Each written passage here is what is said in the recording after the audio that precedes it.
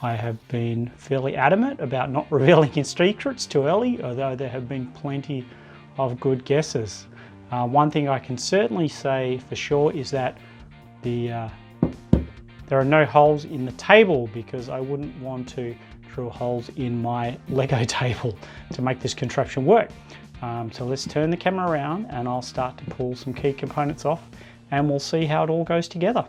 So the module itself was actually inspired by a theme that was set by Brickworld and Brick Fair this year, which was To the Moon and Beyond.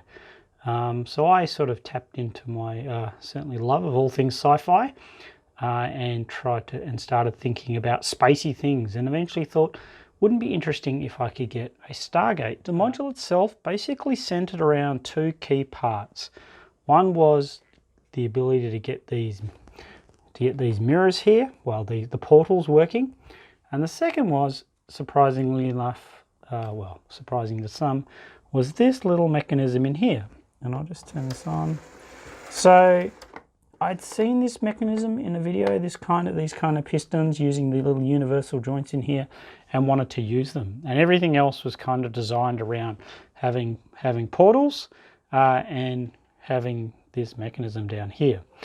So the module itself starts actually with a Brickworld ball pump. I mainly picked this because this mechanism needs a lot of height for its first piston lift. And so this just gave me something that was basically in standard and would lift as much as I needed to lift. In this case, I'm really only lifting the 3 balls.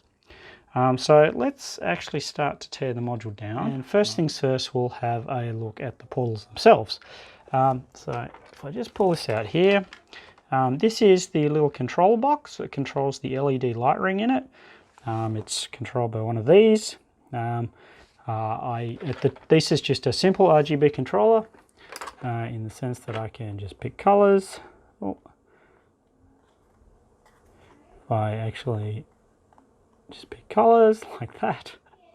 It has an auto mode, which I tended to use during public days because it was nice and flashy and sort of gave the effect off. All right, so I'll just unplug these and we'll take a portal off and we'll have a look at what's inside it. So let's just click this out and this out. All right, so there's the wire again. Just loop this over the top, plug that back in. Got my nice little yellow marks to make sure I plug them in the wrong way. That was my first controller box failed. A bit of a short circuit. All right, so the portals themselves, just like normal mirrors, they're actually based on infinity mirrors. Oh, there's a nice, there you go. There's me in a show mirror. So they're based on the principle of infinity mirror. What I didn't quite know, and in my research, I hadn't come off something obvious online, was whether or not you could put 2 of these back to back. Normally infinity mirrors are just one-sided. As it turns out, you can. So let's open this off. Open this up. Actually, let's turn this on first. Again, so I can just. And we'll change the color just to something static. All right. So one of the reasons I wanted double-sided was obviously so that no matter which side of the portal you looked at, it basically went off into infinity. And I found that with applying a little bit of a gentle pressure, basically if I got the mirrors into a cone shape, it would exaggerate the effect going off into infinity. Because I really wanted to try and get that Stargate effect as much as possible. So let's open this up and we'll have a quick look at what's inside one. Well, if I can get this open without too much strife. All right, so I'll just unwind that there. There's my Lego outer, like that. And here is my infinity mirror inner. And if I just drop that off, there we go.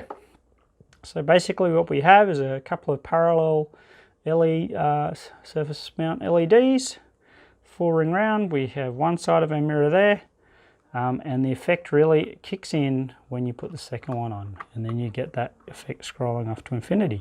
So that's the portal effect and how that works. Let's take a few more pieces off and we'll have a look at how some of the other mechanism works.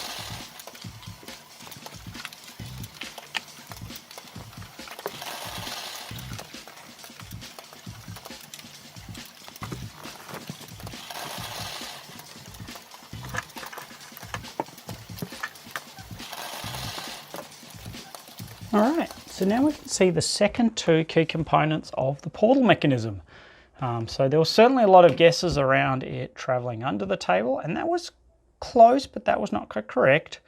But what throws a lot of people is the terry cloth here. And you know, I can put my hand here and it's not going to impede the flow of balls. Actually, let me grab a ball and I will turn the mechanism on. And I'll drop that ball in there.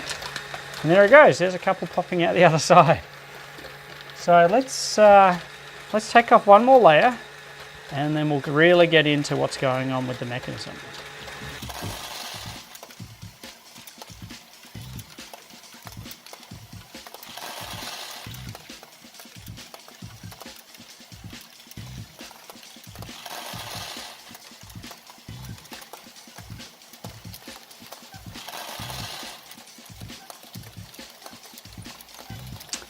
So here we are, we've stripped it right down. I've actually turned it all the way around.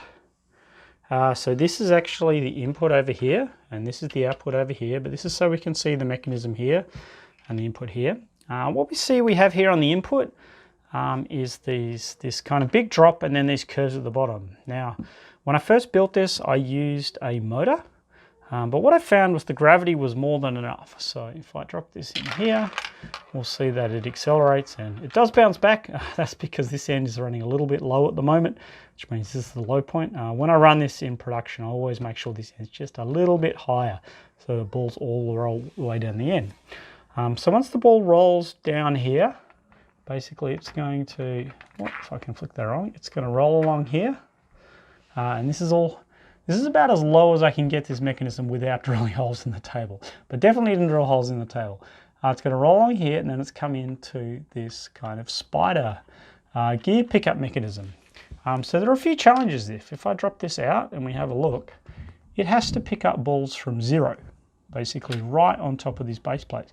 And it has to deliver them at the height of the output, which, let me just grab it, which is, well, it has to deliver it at greater than 10 bricks tall, which is, there we go, that's the Egyptian theme output there. So let's turn it on a little bit slow and we'll have a look at some of what's going on with the mechanism. All right, so I'm going to drop a ball over here on the left, so on the right in this case. You see it roll in and then it gets picked up by these two gears, and they're actually timed so that as it sort of gets to this point here, it comes off the bottom gear and rolls into this top gear. Let's drop another one in. Of course, in production this happens a lot faster. So let's turn this on to production speed. And drop a ball in. And you can see it comes out with a real pop. So part of this is just about keeping up with the 1 ball per second. Or if I drop a whole bunch of balls down here. Occasionally we have bounce backs. And there we go. So that is the lift mechanism on the output side. And as you can see, this is all very low.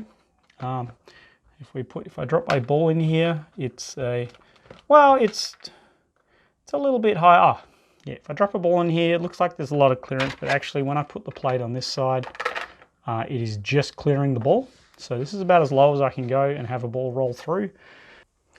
So let's have a look at the last key thing that kind of helps this all come together. So we've had a look at the actual drop and the lift mechanism. Had a look at the portals. And finally, let's have a look at the two ends. So part of the whole illusion, and I've certainly had a bit of advice for those that did see the mechanism and kind of had how to make it better. I did want to try and keep it fairly small and fairly self-contained. So one of the things I did, because I had that, obviously that bulge in the middle, but I also wanted to kind of fool people's optical eyes. So even now, when you kind of look at this construction here, it's not immediately obvious that there's a height change from here to here. However, if I slide my hand in here, we can see that there's a good, almost half an inch, good 14 mil of clearance under here. But if I come around here, can't slide my hand under at all. So if I bring this up, so that we can see the side in detail, we can actually see that I've slowly raked this up on both edges. And I come around here, and once again it slowly rakes up to the middle and back down. So this was all part of the visual illusion. I'll just grab the other end as well. We'll have a look at that one. Well, same deal. Get this in the right spot. All right. So I can't get my fingers under there. I can get my fingers under here. And if we have a look, actually this part actually comes apart. I think I'd planned to separate that, not that I ever have. When we come here and look at it closely, we can see that it actually sort of slowly creeps up and slowly creeps up. So it's the combination of those three things. We have the portal itself, which is kind of flashy, and the infinity mirrors in it. We have the sort of very low ramp that runs basically exactly flat on the table. It can actually be a lot longer, but the whole module was getting a bit long, so I shortened it just to the 2 base plates. And we have this little trick here where I sort of rake the plates up. And they're kind of the 3 mechanics that go into making the my Stargate portal work. So there we are. That was the teardown of my Stargate portal. I hope you enjoyed the mechanism and some of the sneaky stuff I did to make it give the realism that the balls were teleporting, and I hope it inspires you to build some clever modules of your own. Thank you.